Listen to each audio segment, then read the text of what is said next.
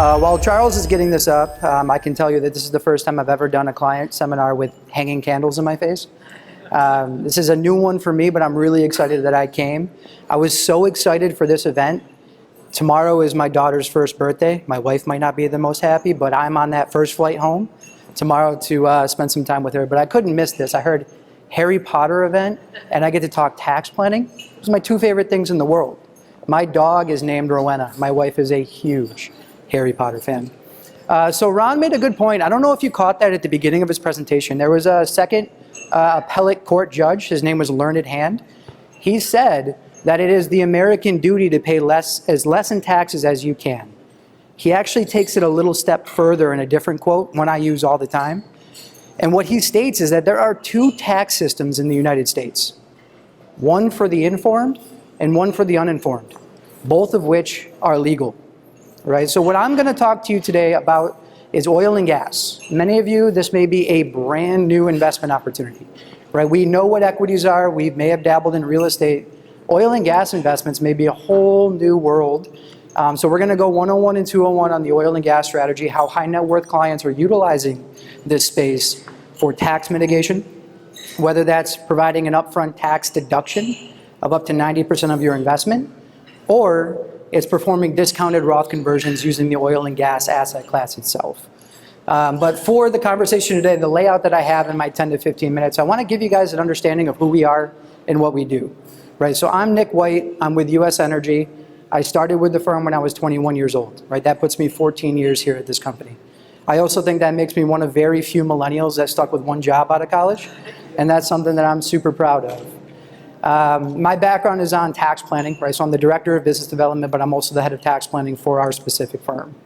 So if there are any in-depth questions, rather than the 101, 201 level after this presentation, seek me out. I'll be here all night. I'll talk to you guys about your questions at that time. But the company that I work for, US Energy Development Corporation, we've been around a long time, incorporated back in 1980. So we have well over 46 years experience in operating in the energy patch. We've drilled over 4,000 wells across our history in 13 different states and even 2 provinces in Canada. In terms of size and scope, we are the behemoth, right? We're the largest syndicated oil and gas sponsor in the United States. So to kind of give you guys an idea, last year the direct energy investment space raised $1.6 billion of capital. US Energy was responsible for $1 billion of that. And that's important, right? Oil and gas has its own risk sets, right? You're talking about the price of oil. You're talking about drilling new assets. If anyone's seen Landman, right, it kind of tells you there are different risks in oil and gas. But if I can work with a company that's been doing it a long time, right, 46 years, if I can work with a company that has an extensive experience in drilling assets, 4,000 wells, and if I can work with a company that's raising significant amounts of capital, last year was $1 billion, that allows us to drill over 200 wells within each portfolio, you're getting a massive amount of diversification. Now, in terms of where we operate, this map is small, this map of the United States. What you're going to see on the map is that the red regions are the known basins within the United States. So up here in the Northeast, we have what's called the Marcellus Shale. Right? That's going to go from West Virginia all the way up to where I am in Buffalo, New York. Right? That is mainly natural gas focused. Right? We've had operations there. You have the Bakken up in North Dakota. You have the Powder River in Wyoming, Scoop and Stack in Oklahoma. And then there's the Permian Basin in West Texas. So that green region you see on the map, that's where our core area of operation has been over the last decade. Right? And there's a couple reasons why we like operating there. Number one is that it's the highest producing basin in the US. So right now as a country, we are producing more oil than we ever have. That number is 13.8 million barrels of oil every single day coming out of the ground. 8.5 million of those barrels are coming from the Permian Basin alone. Right? So when we're constructing investment opportunities, we want to be in an area where it's highly active. Right? That allows us to be much more efficient in terms of drilling these assets and providing efficient and predictable returns for our investors. I think one of the most common questions that I get, right, and this is a good question, is you're going out and drilling 200 wells this year. What's the likelihood that you actually find oil in the ground, right? There's different types of drilling that you could participate in. And this is important. If you guys are reviewing any oil and gas deal, the first question you want to ask them, what type of drilling are you doing? Right? Because there's exploratory drilling, which is synonymous with wildcatting.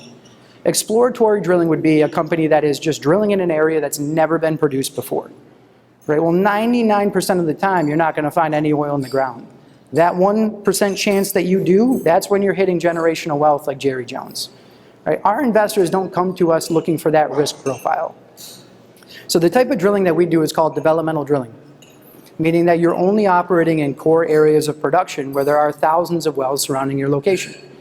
And oil and gas is just a it's public data, right? So we can take all the data from all the thousands of surrounding wells and plot that into a chart and create a very tight standard deviation in terms of what we should expect in oil coming out of the ground. Since we've been drilling since 1980, we have a 100% success rate in finding oil in the ground in every single well that we've done. Now, what we do with that acreage that we own in the Permian is we split that up into different investment vehicles, right? And this is one of the reasons why I've stayed at U.S. Energy for 14 years, because I get to be a consultant, right? I want to understand what your pain is, what your situation is, because we probably have a different vehicle that can solve that or provide that solution. The first, and the one that we're going to talk about today, is the drilling fund. The government loves to incentivize investment in things that they want. Oil and gas is no secret. So clients that invest in an oil and gas drilling fund, they're able to take a tax deduction based upon 90% of whatever they invest. So if I invested $100,000, I get a $90,000 active income deduction this year, 2026. And that goes against both federal and state taxes. There's not many investments out there that can give you that kind of active deduction and create those tax savings that you may be looking for. Perhaps you're a client that has a capital gain event. You can use the drilling fund, but that may be when a qualified opportunity zone fund comes into play. Or perhaps you're a client that's just looking for pure returns. Right? We have an income and growth vehicle that is designed for that as well. Now, what are drilling funds? From a high-level overview, I talked about it. The government loves to incentivize investment in things they want. Right? We saw a lot of capital flow into the renewable sector in the last 5-10 years. Well, what did the government do? They incentivize investment in that by giving you these amazing tax credits. Right? Those have started to subside. Oil and gas is no different. It's just been in the tax code a lot longer. Right? So the specific IRS code is 263C. And this has been a part of the tax code since 1914. So well over 100 years. And high net worth clients, high income earning clients have used this space to create these tax mitigation strategies for a very, very long time. And so the reason why you're able to get this deduction is there's certain costs of drilling wells that don't have a depreciation schedule tied to it.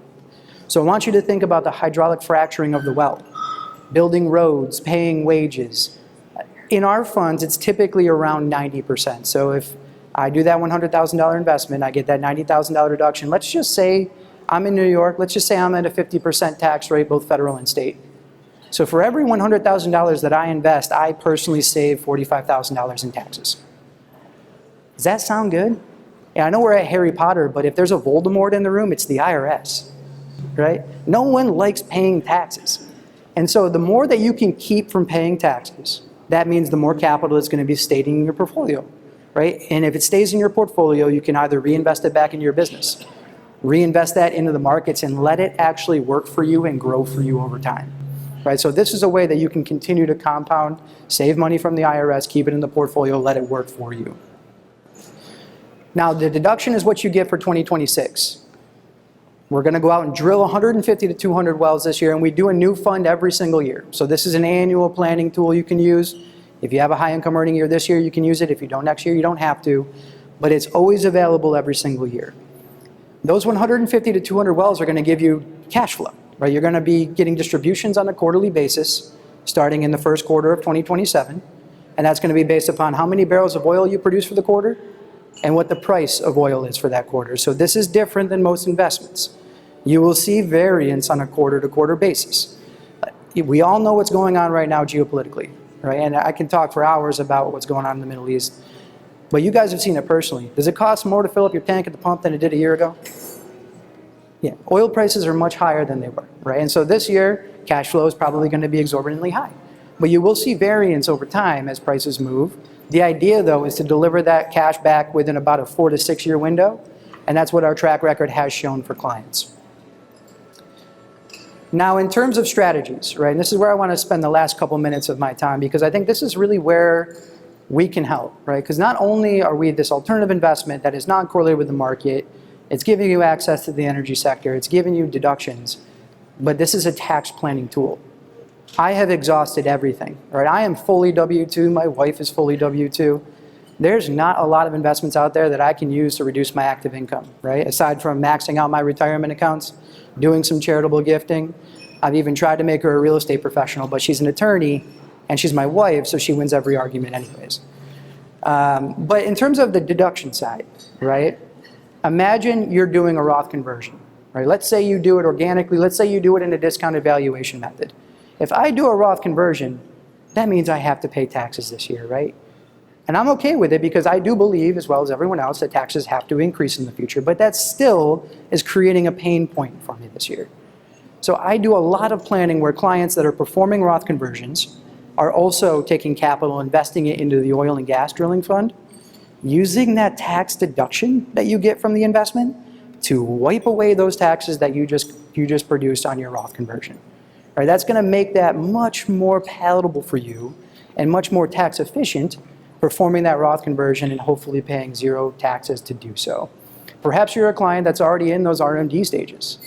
Right? I have seen so many clients do so well in the markets, they're at the retirement stage, and now the government's coming knocking, and they want you to start pulling money from your traditional accounts. Well, anytime you're pulling in required minimum distributions, that's affecting your income. If you're retired, that can affect your Medicare, right? And so for us, we see a lot of clients realizing these RMDs, using that as an investment in the oil and gas drilling fund, wiping that tax away, and then creating cash flow along the line. So I want you guys to think about all the different ways that you can use this, whether it's reducing your income so you can take $40,000 in state and local taxes instead of 10, or whether it's reducing your taxes in a different way in terms of your total income. Now we have a similar strategy. This works different than real estate, right? A lot of our clients that are doing the Roth conversion from a discount standpoint in oil and gas are also doing it in real estate. It's giving them diversification across asset classes. So differences with us, right? Let's assume you do a $100,000 investment in your traditional IRA this year. Our valuation won't post until June of next year, right? So you're not going to do a conversion this year. That value is going to take about a year, and it would be a conversion that you would do in 2027. Our value tends to change, right? Ron talked about it. You get marketability and minority interest discounts, right? Those are given across the board. Well, oil and gas is different. So we use a similar third party that comes in and values the asset, right? There's a lot that goes into it. They look at the reserves in the ground from those 150 wells. They look at the current price of oil, and they place a value. There's been some years where that value is at 50% discounted. I think last year it came in at 78% discounted. Oil prices have jumped significantly, right? So I would expect it to be closer to the 50% mark for this year. But very similar strategy, right? This is about performing a Roth conversion and paying less in taxes to do so. So that $100,000 that you invested this year, next June, is going to post at around $50,000. So let's look at the real math.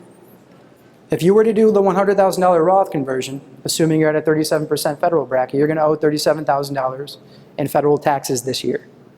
By utilizing this strategy, you're going to pay the 37% on the $50,000, right? So that means that you just performed a $100,000 Roth conversion for a tax bill of $18,500.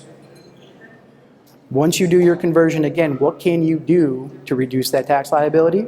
You may be able to use a tax deduction vehicle to reduce and wipe away the taxes fully, perform a tax-free Roth conversion. So with that, we talked about a lot. I tried to keep it 101, 201. If you guys have questions about energy markets, if you guys want to dive a little bit deeper into who we are and what we do, I'll be here all night.